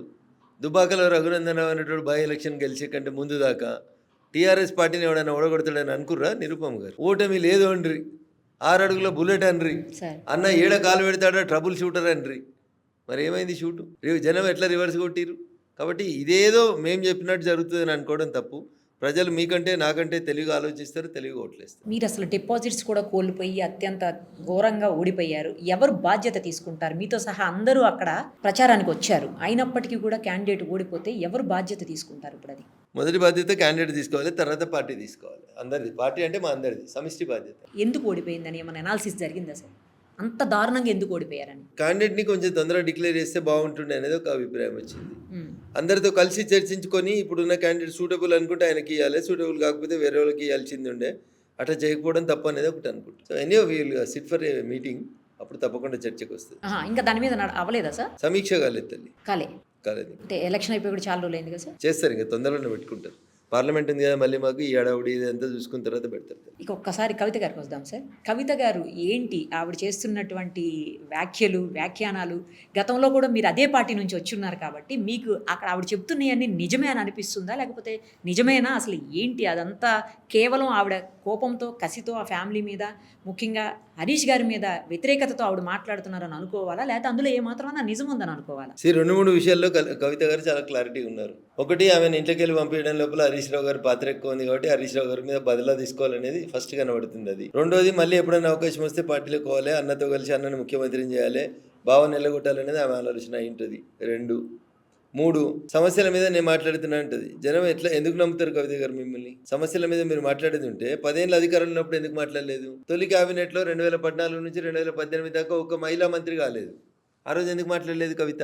లేదా పేపర్లో చూసినా నేను 8 మంది బీజేపీ ఎంపీలు రాజీనామా చేస్తే బిల్లు పాస్ అవుతుందండి. మేము ఎందుకు రాజీనామా చేయాలి? కవిత చెప్పినట్టు బీజేపీ ఎంపీలు ఎందుకు వింటారు? కవితకి ఏం సంబంధం బీజేపీ ఎంపీల గురించి? మీరు కూడా నిలబడ్డారు కదా, మిమ్మల్ని ప్రజలు వద్దనుకున్నారు కదా, ఇంకా మళ్ళీ మీకు మాట్లాడే అవకాశం ఎక్కడిది? ఎట్లా మాట్లాడతారు కవిత గారు? ఏం మాట్లాడుతుంది ఆమె? అసెంబ్లీ ప్రాంగణంలో జ్యోతిబా పూలే విగ్రహం పెట్టాలి, ఎవరు వద్దన్నారు? మీ నాయన ముఖ్యమంత్రి ఉన్న 10 ఏళ్లలో ఎందుకు పెట్టలేదు? అప్పుడు ఎందుకు అఖిలపక్షాన్ని పిలవలేదు? ఇదంతా ఏదో తన రాజకీయ ఉనికి కోసం, మనుగడ కోసం ఆమె పోరాడుతున్నటువంటి లెక్క కనబడుతుంది. అంటే ఆ పార్టీ రాబోయే రోజుల్లో పార్టీగా మారుతుంది. ఇప్పుడు జాగృతి పేరుతో నడుస్తుంది అనుకోండి, తర్వాత పార్టీగా మారితే అప్పుడు ఏంటి పరిస్థితి? మీరు ఎప్పుడైనా పల్లెటూరులోకి పోయారా నిరుపమ గారు? సార్ పల్లెటూరులో చూసిరా? కుండ తెలుసా మీకు? కుండ ఏంటిది? Pot sir. పాట్, నీళ్ళు స్టోర్ చేసి, అందుకనే కుండ అని అడిగిన. ఊర్లలో దాన్ని కుండ అని అడుగుతారు, కుండ అని చెప్తారు దాన్ని. సో కుండకు రంధ్రం పడిన తర్వాత ఎప్పుడైనా కుండకు ఒక చిన్న కుండ కొత్తది కొనుక్కొచ్చుకోరు, బెజ్జం పడితే లేదా రంధ్రం పడి ఒక చిన్న రంధ్రం కొట్టండి కుండ. తర్వాత దానికి ఎంసీలు పెట్టుర్రి, ఫెవికాల్ పెట్టుర్రి, ఫెవిక్విక్ పెట్టుర్రి, ఎన్నైనా పెట్టుర్రి. ఒకసారి రంధ్రం పడిన తర్వాత కుండలు ఇక నీళ్ళు ఆగాయి తల్లి, లీక్ అవుతాయి. కొన్నిసార్లు గంటలు ఖాళీ అవుతుంది కుండ, కొన్నిసార్లు 2 గంటలు అయితే, కొన్నిసార్లు 3 గంటలు అయితే. బట్ కుండ ఖాళీ అవడం అనేది అయితే కన్ఫామ్ గా ఒకసారి చిల్లు పడ్డ తర్వాత. ఇక టీఆర్ఎస్ అనేది కూడా గంతే. ఇక దానికి టీఆర్ఎస్ అనే కుండకి చిల్లు పడ్డది. ఇది చెప్పారా సార్? ఇప్పుడు నీళ్ళు నిలుస్తాయా తల్లి దాంట్లో? మీరు ఎంత కష్టపడి నింపినా అయితే అర్ధగంటకి లేకపోతే గంటకి, కొద్దిగా ఎంసీలు గట్టిగా పనిచేసింది అనుకో 2 గంటలకి, మీరు రాత్రి నింపి పడుకోరు, తెల్లారిసరి కుండ ఖాళీ అవుతుందా కాదు? నేను అడిగింది జాగృతి పార్టీ గురించి సార్. జాగృతి ఉండదు, టీఆర్ఎస్ ఉండదు. టీఆర్ఎస్ని వాళ్ళే బొందబెట్టేసిర్రు, టీఆర్ఎస్ని బీఆర్ఎస్ చేసిర్రు. ప్రజలు బీఆర్ఎస్కి సిఆర్ఎస్ ఇచ్చిర్రు, కంపల్సరీ రిటైర్మెంట్ ఇచ్చిర్రు. సిఆర్ఎస్ని కంపల్సరీ టీఆర్ఎస్ బీఆర్ఎస్ అయింది. తెలంగాణ రాష్ట్ర సమితి భారత రాష్ట్ర సమితి అయింది. TRS became BRS. ప్రజలు మాకు బి వద్దు సి పెడతామని బి తీసి సి పెట్టిర్రు. సిఆర్ఎస్ అంటే కంపల్సరీ రిటైర్మెంట్ స్కీమ్ అని. చేయాల్సిన పని సరిగా చేయక బాగా తింటే ఐఏఎస్ ఆఫీసర్లని, ఉద్యోగస్తుల్ని ప్రభుత్వం వారీగా నీకు ఎక్కువ అయింది రిజైన్ చేసి పోబిడ్డా అని సిఆర్ఎస్ అంటారు, కంపల్సరీ రిటైర్మెంట్ స్కీమ్ అని. 10 ఏళ్ళు మీరు దోసిన దోసును చూసి అక్కో దిక్కు, చెల్లో దిక్కు, బావో దిక్కు, బుడ్డోడో దిక్కు, పెద్దోడో దిక్కు ఇట్లా దోస్తే జనం భయపడిపోయి అది ఎప్పుడైతే టీ పోయి బి అయిందో ప్రజలు అనుకున్నారు వీళ్ళకు టీలు బీలు ఏలు వద్దు, వీళ్ళకి ఏకంగా సి ఇస్తేనే కరెక్ట్ అనుకొని కంపల్సరీ రిటైర్మెంట్ స్కీమ్ ఇచ్చి పంపారు. అది ఉండదు తల్లి, అది కుండకు రంధ్రం పడ్డది అనేది చెప్పారు మీరు, మా వాళ్ళకి అర్థమవుతుంది. రైట్. ఇప్పుడు మరి హరీష్ రావు గారు ఒకవేళ ఆయన పగ్గలు తీసుకుంటే ఆయన తీసుకున్న తర్వాత పార్టీ వేరే లెవెల్కి వెళ్తుంది అని చెప్పేసి కూడా కొంతమంది మాట్లాడుతున్నారు. ఏ పార్టీలో ఏ పార్టీ పగ్గాలు ఇస్తారు? BRS. ఎవరు ఇస్తారు? ఎందుకు ఇస్తారు? అది కళ అంటున్నా. Right sir. ఇప్పుడు మరి నిన్న లేటెస్ట్గా డిప్యూటీ సీఎం గారి ఇంటికి కవిత గారు వెళ్ళినప్పుడు ఆవిడ శారీ గురించి కూడా చాలా పెద్ద చర్చ నడిచింది. మొత్తం అంతా ఆవిడ రంగులు జెండా మొత్తం కాంగ్రెస్ జెండా లాగా ఇది సంకేతమా ఏంటి కాంగ్రెస్లోకి మారుతున్నారు అన్నట్టని. జాతీయ జెండా కూడా అవే రంగులు ఉంటాయి కదా. అవును. మరి అదేందుకు? ఓ, అంటే బీజేపీలోకా? ఆ 3 రంగులు జాతీయ జెండాలో కూడా ఉంటాయి కదా. అవును. మరి కాంగ్రెస్ చీర కట్టుకొని పోయిందని ఎందుకు ముచ్చట పెడుతున్నారు? కవిత ఏ చీర కట్టుకుంటేంది? అంటే అదేమన్నా సంకేతం అన్నట్టు మాట్లాడుతున్నారు. తప్పు పర్సన్ అడుగుతారు ప్రశ్న. రైట్ పర్సన్ కవిత. రైట్ పర్సన్ అడగాలి. రైట్ పర్సన్ అడగాలి. బీజేపీ వాళ్ళు మొత్తం వ్యతిరేకిస్తారు హైడ్రాని, మీరు ఒక్కళ్ళే పొగుడుతారు. ఎందుకని? రఘునందన్ గారికి మాత్రం ఎందుకు నచ్చింది హైడ్రా? రఘునందన్ రావు మాట్లాడిన మాటలకి అర్థం కాక జనాలు ఏది పడితే అది వరుతూనే ఉంటారు. రఘునందన్ మీద ఎప్పటికి బురదేయాలని ఇంటోడు చూస్తాడు, పక్కింటోడు చూస్తాడు. ఏం చేస్తాం అట్లయితే? ఏమర్థమైంది మీకు? హైడ్రా తీసుకొచ్చిన కాన్సెప్ట్ ఏంది? రఘునందన్ రావు మాట్లాడిన మాటలు ఏందనే చూడురు మీరు. బఫర్ జోన్లో కానీ, FTLలో కానీ, శిఖం భూములలో కానీ ఎక్కడ ఏ నిర్మాణం చేపట్టినా, చదువుకున్నాను కాబట్టి చదువుకున్న రీతిలోనే మాట్లాడినాను, ఎక్కడ ఏ నిర్మాణం చేపట్టినా సుప్రీంకోర్టు, ఈ దేశ సర్వోన్నత న్యాయస్థానం ఏం చెప్పిందంటే ఎట్లాంటి నోటీస్ ఇవ్వాల్సిన అవసరం లేకుండా దాన్ని కూలగొట్టమని చెప్పింది. ఓకే, నేను అదే కరెక్ట్ అన్నా. నేను వకీల్ని కాబట్టి మా భాషలో అది కరెక్ట్ అనిపించింది, కరెక్ట్ అన్నా. దాన్ని తీసుకొచ్చి పేదోళ్ళని ఇల్లు కూలగొట్టిరు, పెద్దోళ్ళు ఇల్లు కూలగొట్టలే, తిరుపతి రెడ్డి ఇల్లు కూలగొట్టిరు, KTR ఇల్లు కూలగొట్టిరు. ఇవేం పంచాయతీలు? వ్యక్తులకు ఎందుకు ఆపాదిస్తారు? ఇప్పుడు మనమే అడుగుతున్నాం కదా, గదేదో కాలేజీ చెరువు మధ్యలో కడితే తుర్కోలు కట్టి కాలేజీ చెరువులలో కట్టుకుంటే ఒప్పుకుంటారని మీరు నేను అడుగుతున్నాం కదా.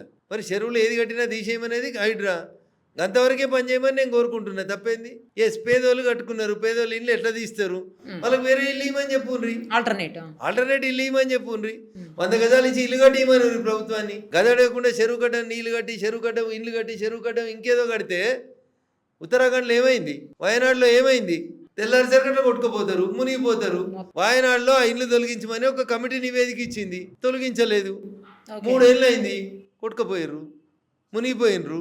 ఎవరికి నష్టం అవుతుంది? మళ్ళీ అదే పేదోడికి నష్టం అవుతుంది కదా. ఉన్నోడు ఎట్లా బంజారా బంగ్లాలు ఉంటాడు కదా, ఉండడా? అంతే కదా. చెరువుల్ని ఎంకరేజ్ చేయొద్దు అని చెప్తాడు రఘునందన్ రావు. శిఖం భూములు ఎంకరేజ్ చేయొద్దు అంటున్నా. FTLలలో బఫర్ జోన్లలో కన్స్ట్రక్షన్స్ కట్టకుండ్రి అంటున్నా. తెలిసి తెలియక ఎవరైనా ప్రభుత్వం అనుమతులు ఇస్తే కట్టుకుంటే దయించి మీకు ఇచ్చినటువంటి అనుమతి పొరపాటుని ఇచ్చినా మీకు వేరే దగ్గర స్థలం ఇస్తామని వాళ్ళని షిఫ్ట్ చేయండి అని చెప్తున్నాం. దీన్ని తప్పేమని చెప్పుర్రి. రఘునందన్ ఒక్కడే సపోర్ట్ చేస్తున్నాడు. రఘునందన్ రేవంత్ రెడ్డి ఒక్కటి ఏముంటుంది? ఆడలేక మధ్యలో తప్పితే ఏముంటుంది? రఘునందన్ గెలవడం శాతగాకి ఇవన్నీ పుకార్లు అన్నట్టుగా, అంతే. అంతకుమించి ఏముంటుంది సార్? అలా ఏం లేదు అందులో. మన ఏరియాలో ముఖ్యంగా కోకాపేట కావచ్చు, మొన్న ఈ మధ్యకాలంలో అయితే హైటెక్ సిటీ దగ్గర ఎకరం 140 కోట్లు 130 కోట్లు ఇలా పోతున్నాయి సార్ భూములు. ఏమనుకోవాలి? అంటే మనం హైదరాబాద్ బాగా డెవలప్ అయిపోయింది అనుకోవాలా, లేకపోతే అసలు పేదవాడికి అందుబాటులో లేకుండా పోతుంది అనుకోవాలా? నా దృష్టిలో రెండు కూడా కరెక్ట్ కాదు. విరుగుట కొరకే అనుకుంటున్నాను. అంటే పడిపోతుందా మళ్ళీ? ఇది ఏమైతుందనే తర్వాత ఆలోచించుకోండి. నేనేం శాపనార్థాలు పెడతలేను, ఇంకా ఫ్యాక్ట్ చెప్తా ఉన్నాను. అతి సర్వత్రా వర్జయతే అంటారు, అంతే అవుతుందని నేను అనుకుంటున్నాను. కానీ అంతంత అసలు అందుబాటులో లేకుండా పోతున్నాయి కదా సార్. మీ భాషలో అందుబాటులో లేకుండా పోతున్నాయి, వాళ్ళ భాషలో బిజినెస్ బాగా లాభసాటిగా సాగుతుంది. అది చూసే కళ్ళని బట్టి, చెప్పే మాటల్ని బట్టి ఉంటుంది, వినే చెవులను బట్టి. బిజినెస్ కూడా బాగా అవుతుంది. ఓకే, 150 కోట్లు పెట్టి ఒక ఎకరం కొనుక్కున్నాడు అంటే దాంట్లో వచ్చేది 2600 గజాలు వస్తుంది. ఆ 2600 గజాలలో మీరు గజంకి HMDL 4,800 గజాలు కదా సార్. 4,800 గజాలని లేఅవుట్ చేసి రోడ్లు వేసి డెవలప్మెంట్ చేసిన తర్వాత వచ్చేది 2600 స్క్వేర్ యార్డ్స్ వస్తుంది అప్రాక్సిమేట్లీ. మాక్సిమం వస్తే 2800 స్క్వేర్ యార్డ్స్ వస్తుంది. ఒక ఎకరానికి మీరు అన్నటువంటి 4,800 గజాలు డివైడెడ్ బై ఈ 150 కోట్లు వేసిరు అనుకోరి, ఒక గజం ఎంత పడ్డట్టు? అందులో ఎవరు ఉంటారు? ఇల్లు కట్టుకొని ఉంటారా? ఉండరు కదా. హారిజాంటల్ కట్టలేం కదా, దాన్ని వర్టికల్ కడతారు. 70 ఫ్లోర్లు 100 ఫ్లోర్లు కడతారు. అప్పుడు లాభసాటి వ్యాపారం అవుతుంది. ఇప్పుడు ఒక్కొక్క ఫ్లాట్ 20 కోట్లకి అట్లా అమ్ముతున్నారు. అట్లా కట్టి వాడు 70 ఫ్లోర్లు కడతాడు. 70 ఫ్లోర్లు నుండి 20 కోట్లు ఎంత అయింది తల్లి? 140 కోట్లు కలితే వచ్చింది. అవునా? 150 కోట్లు పెట్టి ఎకరం కొన్నాడు, 140 కోట్లు వచ్చింది. ఇక్కడ ఇంకా మీ కార్ పార్కింగ్ అని, రిజిస్ట్రేషన్ అని, GST అని, వాట్ అని, ఇంకా రకరకాలని, ఎత్తులేస్తే ఇంకోటని, ఈస్ట్ ఫేస్ అయితే ఇంకోటని, వెస్ట్ ఫేస్ అయితే ఇంకోటని, అన్ని కలిపి ఇవన్నీ నాకు ఇంగ్లీష్ రాదు కాబట్టి అట్లా చెప్తుంది. ఇవన్నీ ఇట్లా చంపుతారు కాబట్టి వాడు 150 కోట్లు పెట్టి కొడుతున్నాడు. 80 ఫ్లోర్లు ఇస్తుంది గవర్నమెంట్. కానీ గవర్నమెంట్ ఆలోచించాల్సిన మినిమం ఇదేంటంటే, ఇప్పుడు మీరు ఒక ఎకరంలో ఇంతకుముందు ఎన్ని చెట్లు ఉండే, ఇప్పుడు మీరు ఎకరం కట్టిన తర్వాత ఆయన ఏం పెడతాడు? 2 పూల మొక్కలు పెట్టి చిన్న చిన్న అందంగా కనబడేందుకు 2 చెట్లు పెడతాడు. అపార్ట్మెంట్లో ఒక 1000 మంది వస్తారు అనుకోర్రి. 1000 మందికి సరిపోయింది ఆక్సిజన్ వస్తుంది ఆడికెళ్ళి. 1000 మంది వదిలేసిన కార్బన్ డైఆక్సైడ్ పీల్చుకుంటేందుకు అక్కడ మొక్కలు ఉన్నాయా? 1000 మంది ఒకటేసారి కార్లో 1000 మంది ఉన్నారంటే 1000 మంది ఉన్నారంటే కనీసం ఒక 300 కార్లు ఉంటాయి. ఎస్ ఒకటేసారి 300 కార్లు రోజు పొద్దున 9:30కి pollution స్కూల్ పోవాలని పరిస్థితి. పోతే, Yes. లేదా ఒకటేసారి 9:30కి అందరు ఆఫీస్కి పోవాలని బయలుదేరితే నీ ఇంటి ముంగట ఉన్న రోడ్ అంతా ఇంతే ఉంటుంది. మధ్యలో డివైడర్ ఉంటుంది, అటు 2 లైన్లు ఇటు 2 లైన్లు ఉంటాయి. ట్రాఫిక్ జామ్ అవుతుంది హైదరాబాద్ అంటే. కాకపోతే ఏమవుతుంది? నిరుపమ్ గారు మీరు 80 ఫ్లోర్లు పైకి ఇస్తున్నప్పుడు ఆ 80 ఫ్లోర్లలో లేదా ఒక 10 ఎకరాల్లో 50 అంతస్తులు ఇస్తుంటే ఇక్కడ కనబడుతుంటాయి మీరు వస్తుంటే సర్వీస్ రోడ్ ఎంబడి. సార్ ఒక టవర్ కంప్లీట్ అయితే ఒక ఊరు కంటే పెద్దగా ఉంటుంది టవర్. దాంట్లో ఉండే జనాభా ఒక ఊరు కంటే ఎక్కువ ఉంటారు. రోడ్ ఏమైనా పెరుగుతుందా నిరుపమ్ గారు? అదే రోడ్డు సార్. మీరు ఇంతకుముందు 5 ఫ్లోర్లు 10 ఫ్లోర్లు ఇచ్చినప్పుడు సేఫ్గా ఉంది హైదరాబాద్. ఇలా మల్టీ స్టోరీడ్ బిల్డింగ్ అని 50 ఫ్లోర్లు ఇచ్చి ఎగ్జిస్టింగ్ అదే 100 ఫీట్ల రోడ్డు మీద ఇప్పుడు మీరు వచ్చిన ఈ రోడ్ ఎంబడి మొత్తం మేము వచ్చినప్పుడు 2017లో ఎవరు లేరు ఈ రోడ్డు మీద, మాది ఒకటే కాలనీ. ఎవరు లేరు, మీరు ఒక్కళ్ళే. ఇవాళ మేము 25కి వచ్చేసరికి మాకు చుట్టూ ఇట్లా చూడాల్సి వస్తుంది పైకి. ఏ పక్క చూసినా అన్ని 50 ఫ్లోర్ల బంగ్లాలే వచ్చినాయి. సో ఇవన్నీ ఫుల్ఫిల్ అయ్యి రేపు జనాలు వచ్చిరనుకోరు, ఇంటికి 2 కార్లు వేసుకొని వచ్చిరనుకోరు, ఈ రోడ్ ఎట్లా సరిపోతుంది నిరుపమ్ గారు? ట్రాఫిక్ జామ్ కాకపోతే ఏమవుతుంది? సో ఈ బిల్డింగ్ కడుతున్నప్పుడు అక్కడికి వచ్చే జనాభా ఎంత, వాళ్ళకి భవిష్యత్తులో అవసరాలు ఏముంటాయి, రోడ్ ఏంది, నీళ్ళు ఏంది, మోరేంది, డ్రైనేజ్ ఎడిపోతుంది, కరెంట్ ఎంత కావాలి, ఏమన్నా ఆలోచిస్తుందా మున్సిపాలిటీ? ఫీజు కట్టిర్రు, పర్మిషన్ ఇచ్చినాము, మరి రోడ్ ఎవరు వేయాలి? వాటర్ ఎక్కడికి వెళ్ళేది? ఎక్కడికి వెళ్ళి వస్తుంది? డ్రైనేజ్ ఎడిపోతుంది. ఇంతకుముందు న్యాచురల్ కొండలు ఉంటుండే, గిడ కొండ ఉండే, గిడ పల్లం ఉంటుండే, ఇట్లుంటుంది. ఇప్పుడు ఈడికెళ్ళి ఈడికి డ్రైనేజ్ ఎట్లా ఎక్కిస్తావు, ఈడికెళ్ళి ఈడికి ఇంకొకటి ఎట్లా వస్తుంది, ఎట్లా ఎమ్యూనిటీస్ ఇవ్వడం లోపల ఎట్లా సక్సెస్ అవుతారు చెప్పండి. సో ఇది బాధాకరమైనటువంటి విషయం. మున్సిపల్ అధికారులకు నా విజ్ఞప్తి ఏంటంటే ఈ హై రైజ్ అపార్ట్మెంట్స్ అనేవి ఆపండి ఫస్ట్. ఆపకపోతే మీకు రోడ్లు సరిపోవు ఇవి. అందుకని జనానికి కన్వీనియన్స్ ఇస్తున్నామా మనం నష్టం చేకూరుస్తున్నాం అనేది ఆలోచించాలి. ఫైనల్లీ ఒక్కటి చెప్పండి సార్, ఢిల్లీలో భయంకరమైనటువంటి పొల్యూషన్ ఈరోజు అసలు తట్టుకునే పరిస్థితి లేదు. అక్కడికి వచ్చిన వాళ్ళు కూడా మళ్ళీ ఇక్కడ వద్దు బాబాయ్ అని చెప్పి తిరిగి రిటర్న్ వెళ్ళిపోతున్నారు వేరే దేశాలకి, అలాగే వేరే ప్రాంతాల నుంచి వచ్చిన వాళ్ళు కూడా వెళ్ళిపోతున్నారు. రేపు పొద్దున హైదరాబాద్లో కూడా దగ్గర అదే పరిస్థితి వస్తున్నారు. హైదరాబాద్ని ఎలా కాపాడుకోవాలి, ఢిల్లీని ఎలా సేవ్ చేసుకోవాలి సార్? ఒకసారి మీకు తోచిన విధంగా చెప్పండి. మీ తోచిన విధంగా జనానికి అవసరం ఉన్నది చెప్తాను. అవసరమైంది అడ్వైస్ కూడా. తల్లి ఇప్పుడు మనం ఇల్లు కట్టుకుంటున్నాం, ఇంటి కాంపౌండ్లో మనం 10 మంది ఉంటున్నాం, 10 చెట్లు పెట్టుకోర్రి, మనిషికో చెట్టు అనే పెట్టుకోర్రి. 2 విచ్చలవిడిగా ప్లాస్టిక్ వాడుతూ ఉన్నాం, ప్లాస్టిక్ వాడకాన్ని బంద్ చేయించాలి. ప్లాస్టిక్ వాడకాన్ని బంద్ చేయించాలి అంటున్నారు. సరే సార్, దీని బదులు అదేదో ప్రభుత్వం, మీరు అక్కడ మీరే ఉన్నారు కాబట్టి కేంద్ర ప్రభుత్వం లెవెల్లో మీరు ఎందుకు బ్యాన్ చేయలేకపోతున్నారు అసలు? కొన్ని రాష్ట్ర ప్రభుత్వాలు చేయాలి, కొన్ని కేంద్ర ప్రభుత్వాలు చేయాలి, కొన్ని ఇద్దరు కలిసి సంయుక్తంగా చేయాల్సిన పనులు ఉంటాయి. 100% భారత ప్రభుత్వం ఇట్లా గైడ్ లైన్స్ ఇస్తుంది. ఇప్పుడు బెంగళూరు ఉంది, ఒక కొత్తిల్లు కట్టాలనుకోండి, కంపల్సరీ మీరు 6 మొక్కలు నాటినాకనే కొత్తిల్లు కట్టాలని చెప్తాడు. సో ఒక రాష్ట్రంలో ఏదైనా ఒక మంచి పాలసీ ఉంటే పక్క రాష్ట్రం దాన్ని తీసుకోవాలి కదా, దాన్ని అడాప్ట్ చేసుకొని పని చేయాలి కదా. నేను 100 మాటలు చెప్తాను నిరుపమ్ గారు, వినడానికి మనుషులు సిద్ధంగా ఉన్నారా? రోడ్ల మీద చెత్త వేయవద్దు, వేయకుండా ఉంటారా? ఇదే నిరుపమ్ గారు 4 రోజులు అమెరికాలో ఉంటుంది, చాక్లెట్ లో ఉండే పైన ఉండే కవర్ కూడా తీసి రోడ్డు మీద వేయదు, భయపడుతుంది. ఫైన్ పడుతుంది కదా సార్, జైలు పోతావు కదా. ఫైన్ పడిపోతుంది, ఒకవేళ జైలుకు పోకపోయినా కనీసం ఫైన్ అయినా పడిపోతుంది. ఇదే నిరుపమ అమెరికాకి వెళ్ళి ఫ్లైట్ దిగుతుంది, శంషాబాద్ లో నిలబడి తాగుతుంది, రాత్రి అంతా జర్నీ చేసి వచ్చినా వాటర్ తాగుతుంది, గ్లాస్ నుంచి డ్రైవర్కి చెప్తుంది, ఇది ఇటు వారేస్తుంది, ఇట్లా నీళ్ళ బాటిల్ రోడ్డు మీదనే వేసిపోతుంది, శంషాబాద్ రోడ్డు మీదనే. 6 నెలలు అమెరికాలో జైలు ఉన్నట్టు ఉండొస్తుంది. కనీసం చాక్లెట్ మీద ఉన్న కవర్ కూడా బయట వేయడానికి ఇష్టపడదు. కానీ శంషాబాద్ ఎయిర్పోర్ట్ దాటంగానే, శంషాబాద్ ఎయిర్పోర్ట్ కాంపౌండ్ నుంచి కొద్దిగా బయటికి రాగానే గ్లాస్ దించు అని చెప్పి డ్రైవర్కి చెప్పి వాటర్ బాటిల్ తీసి బయట వారేస్తుంది, ప్లాస్టిక్ వాటర్. అంటే ఏంటి, మన దగ్గర చట్టాలు కఠినంగా లేకపోవడం కారణమా సార్? ఏంటి డెమోక్రసీని మనం చాలా ఎక్కువగా అనుభవిస్తూ ఉన్నాం. డెమోక్రసీ అంటే మనకి ఏమవుతుంది, హెల్మెట్ పెట్టుకోవాలి, ఏమవుతుంది, ఫైన్ పడుతుంది, అంతే కదా, కట్టేస్తాం ఫైన్. సో చిన్నప్పటి నుంచి తల్లిదండ్రులు పిల్లలకి కూడా అట్లే నేర్పుతా ఉన్నారు. బేసికల్గా మా నాన్న ఎమ్మెల్యే, నా బండి ఆపుతామని పోలీసుని బెదిరిస్తాడు. మీ నాన్న చట్టం చేసేటోడు పోయి, మీ నాన్న చేసిన చట్టాలే పోలీసు వాళ్ళు అమలు చేస్తున్నారు అని మీరు పిల్లలకు నేర్పిస్తలేరు. సివిక్ సెన్స్ ఉండదు. రింగ్ రోడ్ ఉంటుంది, లేదా ఏదైనా ఒక 4-5 లైన్ల రోడ్డు ఉంటుంది, ఒక 2 వీలర్ పోతుంటుంది, లేదా 3 వీలర్ పోతుంటుంది. నిరుపమ్ గారు వాళ్ళు ఎడికెళ్ళి పోతారో తెలుసా మీకు? ఆ చివర 2 వీలర్లు పోవాలి, ఆ తర్వాత తక్కువ స్పీడ్ ఉన్నాయి పోవాలి. ఫస్ట్ రోడ్లో ఎవరు పోవాలంటే ఎక్కువ స్పీడ్లో పోయేటి 100+ స్పీడ్లో పోయేళ్ళు ఫస్ట్ రోడ్. 5 లైన్లు ఉంటాయి ఒక రోడ్ మీద, 5 ఏమంటారు ఎల్లో మార్కింగ్స్ ఇచ్చి 5 లేన్స్ అన్నారు అనుకోరు. 5 లేన్లలో చివరి లేన్లో స్లోయెస్ట్ వెహికల్ పోవాలి, 3 and 4లో కొంచెం మీడియం 80 కిలోమీటర్లు పోవాలి. తర్వాత ఉన్నటువంటి 1 and 2లో 100 and above పోతున్న వెహికల్స్ పోవాలి. మీరు అవకాశం ఇస్తే మోటార్ సైకిల్ వాడు ఒకటో దాంట్లో పోతుంటాడు, వాడు 1 కేటాయించినటువంటి 5వ లైన్లో పోడు, ఒకటో లైన్లో పోతుంటాడు, జేబులో ఇట్లా పెట్టి సెల్ ఫోన్ మాట్లాడుకుంటూ పోతుంటాడు. సెల్ ఫోన్ ఆరన్ కొట్టిరు అనుకోరు మీరు పొరపాటున ఇట్లా చూస్తాడు. సీరియస్ గా సార్, అట్లా చూస్తే పర్లేదు, ఇట్లా చూస్తాడు సీరియస్ గా. ఎక్కువ తెలివి తక్కువ ఉంటే కొట్లాటకు వస్తాడు. అవును.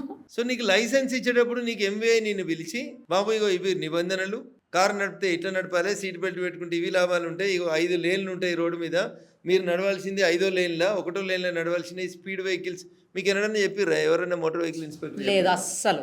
పోలీసు వాళ్ళని ఆపి చెప్పిర్రా? హెల్మెట్ లేకపోతే ఫైన్ వేస్తామని చెప్తారు. అది చెప్పే కంటే ముందు ఇగో హెల్మెట్ లేక కొన్ని కుటుంబాలు రోడ్డు మీద పడి విపరీతమైన యాక్సిడెంట్లు అయ్యి భర్తలు పోయి భార్యలు పోయి భర్తలు మిగిలిన కుటుంబాలు ఉంటాయి.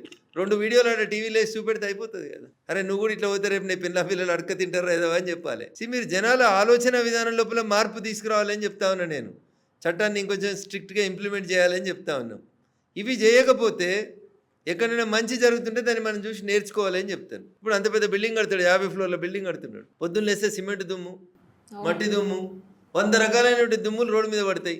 ఎక్స్కవేషన్ చేస్తారు ముందు, సెల్లార్ తవ్వుతారు, వెనకాల టిప్పర్లు అంటారు, వాటికి వెనకాల డోర్ ఉండదు. ఇట్లా కొంచెం ఎత్తుగడ్డ మీద పోతుంటే సగం మట్టి రోడ్డు మీద పడుతుంది. వాటర్ ట్యాంకర్ పోతుంది హైదరాబాద్ రోడ్ల మీద, దానికి పైన మూత ఉండదు, సగం నీళ్లు రోడ్ల మీదనే పడుతుంటాయి. ఆ సిమెంట్ని కలిపి కాంక్రీట్ మిషన్స్ పోతాయి, రెడీ మిక్స్ మిషన్స్. వాడు ఎక్కడో అన్లోడ్ చేసి పోతుంటాడు, అందులో కొంచెం అంత ఉంటుంది, ఇంకా అందులో కొంచెం అది రౌండ్ గా తిరుగుతుంటది కదా లారీ పోతున్నప్పుడు, అందులోకెళ్ళి కాంక్రీట్ అంతా రోడ్ల మీద పడుతుంటది. ఇవన్నీ సివిక్ సెన్స్ కదా? రోజు చెప్తారా? మీకు ఎప్పుడో చిన్నప్పుడు మీ అమ్మ చెప్తుంది, బిడ్డ భోజనానికి వచ్చేకంటే ముందు చేయి కడుక్కోని. మీరు ప్రతిరోజు భోజనానికంటే ముందు కడుగుతున్నారు, భోజనం తర్వాత కూడా కడుగుతున్నారు. సో ఈ మాత్రం కూడా సెన్స్ పాటించేందుకు జనాలు ఇష్టపడతలేరు. ఇది దురదృష్టం. ఎంత మాట్లాడినా డెమోక్రసీలో కేసు పెడతావా, పెట్టుకోపో, నాకు పెద్ద పెద్ద వకీలు తెలుసు, కడతాపో కోర్టులో కేసు, నడు. మందు దాగి కారు నడపకురి, కష్టాలు అయితే యాక్సిడెంట్ అయితే ఎంతమందిని చంపుతారో తెలియదు అని అనుకుంటే నువ్వు నాకు చెప్తావా? నేను ఊదా పోలీసులతో కొట్లాడతాడు, వీడు రివర్స్లో కొట్లాడతాడు. వీడియో తీస్తుంటే వీడియో తీయదని కొట్లాడతారు. పోనీ మగపోరలు అంటే ఏదో దుర్మార్గులు అనుకుంటే ఆఖరికి ఈ మధ్యలో ఆడపిల్లలు కూడా అట్లే కొట్లాడతారు. ఎటు తీసుకుపోతున్నాం మన వ్యవస్థని? అందుకని దయించి మళ్ళీ చెప్తా ఉన్నా, ఈ దేశ సంస్కృతి సాంప్రదాయాలు, మన పద్ధతులు, మన పెద్దవాళ్ళు చెప్పినటువంటి కట్టు బొట్టు విధానాల్ని అమలు చేస్తే ఈ దేశం బాగుపడుతుంది. విచ్చలవిడితనానికి అలవాటు పడి లాని బ్రేక్ చేయడం ఎట్లా అనేది మనం చూస్తున్నాం. తప్పది.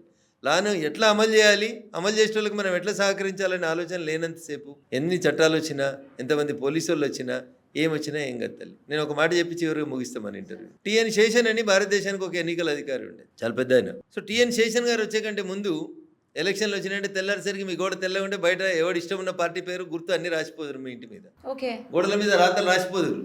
కాంగ్రెస్ పార్టీకి మన ఓటు, షేయి గుర్తుకే మన ఓటు, ఇట్లా నరేంద్ర మోడీ గారి నాయకత్వం వర్ధిల్లాలి, కమలం గుర్తుకే మన ఓటు అని. శేషన్ గారు వచ్చిన తర్వాత ఇగో ఎన్నికల నిబంధనలలో ఏముందంటే, మీరు ఎవరింటి గోడ మీదనన్నా రాయాలంటే వాళ్ళతోటి ఆథరైజ్డ్ పర్మిషన్ లెటర్ తీసుకోవాలని చెప్పిండు.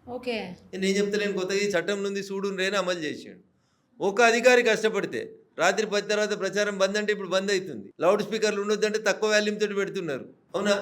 10 నుంచి పొద్దున 6 దాకా 8 దాకా మైకులు ఉంటలేవు కదా, ప్రచారం బంద్ అవుతుంది కదా. ఇవన్నీ కొత్తగా శేషన్ గారు రాయలే, పుస్తకాలలో ఉన్నాయి, అమలు చేసిండు అంతే. అంతకుముందు చేసేవాళ్ళు కదా సార్, ఎవరు చేసేటోళ్ళు కాదు. ఎవరి ఇంటి ముంగట అంటే వాని ఇంటి మీద పోయి రాసేటోళ్ళు, ఎవరితోటి అంటే వానితోటి మైకులలో పోయి అరిచేటోళ్ళు.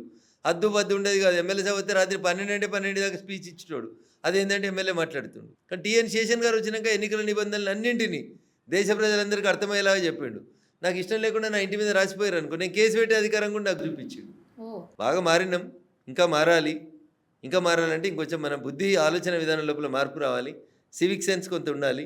ఇవన్నీ మారుతాయని, ఈ దేశం కూడా 2047 వరకు నరేంద్ర మోడీ గారి నాయకత్వంలో వికసిత భారత్ అవుతుందని, ప్రపంచానికి మార్గదర్శనం చేస్తుందని నాకు సంపూర్ణంగా విశ్వాసం ఉంది. ఎందుకంటే ఇప్పుడు మీ పిల్లలు ఏడ చదువుతారంటే అమెరికాలో చదువుతారు అని చెప్పుకునే పరిస్థితి ఉంది. కానీ అమెరికాలో కాదు చదువు నేర్చుకున్నది, చదువు భారతదేశంకి వెళ్ళే బయటకు పోయింది. ఒకప్పుడు నలంద, ఒకప్పుడు తక్షశిల లాంటి యూనివర్సిటీలను వదిలేసి ఆడ చదువుతుర్రు, ఆక్స్ఫర్డ్లో చదువుతుర్రు. అది అనకూడదు రాదు ఆ తల్లికి, కానీ తోలిస్తుంది. మా బిడ్డ ఆడదేదో ఉంది కదా బిడ్డ అలా చదువుతుంది అంటది. ఎలా అలా అమెరికాలో అంతే, అందుకంటే ఎక్కువ ఏం రాదు వాళ్ళకి. కాబట్టి ఈ నలంద, తక్షశిల లాంటి యూనివర్సిటీలు, పాత విద్యా విధానం, మన ఆహారపు అలవాట్లు, ఇవి ప్రపంచానికి మార్గదర్శనం చేస్తాయి. ఇలా మీకు వింతగా అనిపిస్తుండొచ్చు, రఘునందన్ రావు ఇట్లా వెనకకు పోయి మాట్లాడుతున్నాడు అని. కరోనా వచ్చినప్పుడు అందరూ చూసిరు ప్రపంచాన్ని, చాలా మంది ఎక్కిరిచ్చిరు మనల్ని. ఇండియన్స్ శైలితో తింటారు, వీళ్ళు శైలి కడుక్కోరు, వీళ్ళకి శైలి కడుక్కోవడానికి శానిటైజర్ లేవు, సబ్బులు లేవు, వీళ్ళకి డిసిప్లిన్ లేదు, వీళ్ళకి అసలు మంచి ఆహారపు అలవాట్లు లేవు, తిన్నాక చేయి కూడా సరిగా తుడుచుకోరు వీళ్ళు. ఇట్లా మన గురించి హేళన చేసిరు. శానిటైజర్ లేవు, మాస్కులు లేవు, ఆక్సిజన్ సిలిండర్ లేవు, దవాఖానాలు లేవు, అసలు ఎట్లా బతుకుతారు భారతీయులు కరోనాలో అని అనుకున్నారు. ఎండిపోయిన రొట్టెలు తిన్నలు టప్ప పడ్డారు, వికెట్లు పడ్డాడు. కానీ భారతీయులే బతికిరు, నిలబడ్డారు, ప్రపంచానికి మార్గదర్శనం చేసిరు. 150 దేశాలకు మందు తయారు చేసి పంపించారు. ఎట్లా ఇలా ప్రపంచం అంతా కషాయం అంతా అవుతుంది. అడికెళ్ళి వచ్చింది కషాయం మన దగ్గర నుంచి, వంటింట్లోకి వెళ్ళే. గదే అల్లం, గదే వెల్లుల్లి, గవే పోపు గింజలు, గవే జీలకర్ర, గవే ఆవాలు, గవే మెంతులు. ఇవి తిన్నోళ్ళ మనం నిలబడ్డాం. మన బాడీలో రెసిస్టెన్స్ వచ్చింది. ఎండిపోయిన రొట్టెలు తిని ఫ్రిడ్జ్లలో పెట్టుకొని 10 రోజులు ఓవెన్లో వేడి చేసిన వాళ్ళందరికీ క్యాన్సర్లు వస్తూ ఉన్నాయి. సో అందుకని మళ్ళీ విరుగుట కొరకే నేను ఇందాక కోకోపేట గురించి చెప్పింది కూడా దీనికే. ప్యాన్లు, స్టిక్కర్లు, కుక్కర్లు, ఫ్రిడ్జ్లు ఇవి అన్ని పోయి మళ్ళీ కుండలలో వండుకొని కుండ బిర్యానీ తినే పరిస్థితి. సార్ కుండల్లోనే వండుతున్నారు మళ్ళీ. అందుకని విరుగుట కొరకనే చెప్తున్నాను. భూమి గుండ్రంగా ఉంటుంది, ఇట్లా తిరిగి మళ్ళీ పెట్టామో ఆడికే వస్తాం కూడా. అందుకని ఇట్లా పెరిగితే ఏమవుతుందంటే 1917లో టిఆర్ మాల్తూస్ అని ఒక రష్యన్ ఎడ్యుకేషనిస్ట్ చెప్తాడు, జనాభా ఇట్లా మల్టిప్లై పెరిగిపోతూ ఉండి జనాభాను కంట్రోల్ చేయలేకపోతే ఏ డే విల్ కమ్. ఎవరు కంట్రోల్ చేస్తారు? బరువు ఎక్కువైనాక భూమి కంట్రోల్ చేస్తుంది. భూమి ఎట్లా కంట్రోల్ చేస్తుంది అని మీకు డౌట్ రాదు. రకరకాల సునామీ వచ్చిందా? పోయినాయా వికెట్లు? లాతూరులో భూకంపం వచ్చిందా? పోయినాయా? రేపు పొరపాటున మనం ఉంటున్న భాగ్యనగరానికి భూకంపం వచ్చింది అనుకోర్రి, ఇట్లా చూసేటి అన్నీ ఉంటాయా? ఉండవు కదా. ఏముండదు. సో అందుకనే ఎకలాజికల్ ఇంబ్యాలెన్స్ జరగవద్దు, ప్రకృతి విధ్వంసం జరగవద్దు. మీరు నాకేంది లేని రోడ్లను ఖరాబ్ చేస్తా, నాకేంది లేని చెట్లను నరుకుతా అనేది బంద్ చేయాలి. ఎందుకంటే మీరు కూడా ఈ సమాజంలో భాగం కాబట్టి, ఈ సమాజం బాగుంటేనే మీ నెక్స్ట్ జనరేషన్స్ బాగుంటాయి కాబట్టి దయించి ఎకలాజికల్ ఇంబ్యాలెన్స్ జరగకుండా చూడాల్సిన బాధ్యత మీది, మాది, అందరిది కూడా. పర్ఫెక్ట్గా చెప్పారు. ఒక్కటి క్వశ్చన్ సార్, మన కేటీఆర్ గారు కార్ రేస్కి సంబంధించిన ఇష్యూలో అది ఇష్యూ నడుస్తూనే ఉంది, అరెస్ట్ చేస్తారంటారు, లేదంటారు, మళ్ళీ అదంటారు, ఇదంటారు. అసలు ఏం జరుగుతుంది సార్? మీరు అడ్వకేట్ కూడా కదా, అందుకని ఒక్కసారి దాని గురించి. సో చట్టం తన పని తను చేసుకుపోతలేదు. స్పీడ్ బ్రేకర్లు వస్తున్నాయి, కోర్టుకు పోతున్నారు, రకరకాలైనటువంటి ఇష్యూస్ ఉన్నాయి దాంట్లో. నేను మంత్రి హోదాలో ఇచ్చిన క్యాబినెట్ అప్రూవల్ తోటి ఇచ్చిన అనేది కేటీఆర్ గారు. ఆ రోజు మీరు ఆపద్ధర్మ మంత్రి, ఎన్నికల కూడా అమల్లో ఉంది. సో ఇట్లా నాణానికి బొమ్మ బొరుసు అని రెండెట్లుంటాయి, అట్లా పాజిటివ్స్ మైనస్లు చాలా ఉన్నాయి దాంట్లో. చట్టం అరెస్ట్ చేయాలనుకుంటే ఏ నిమిషమైనా అరెస్ట్ చేయడానికి అవకాశం. సో కాబట్టి దాంట్లో మోస్ట్లీ అది జరుగుతుందని నేను అనుకుంటున్నాను. Thank you so much. మరిన్ని అప్డేట్స్ కోసం నిరుపమ సుమన్ టీవీ ఇన్స్టా పేజ్ని ఫాలో చేయండి. సుమన్ టీవీలో మీ పర్సనల్ అండ్ బిజినెస్ ప్రమోషన్స్ కోసం కింది నెంబర్కి కాంటాక్ట్ చేయండి.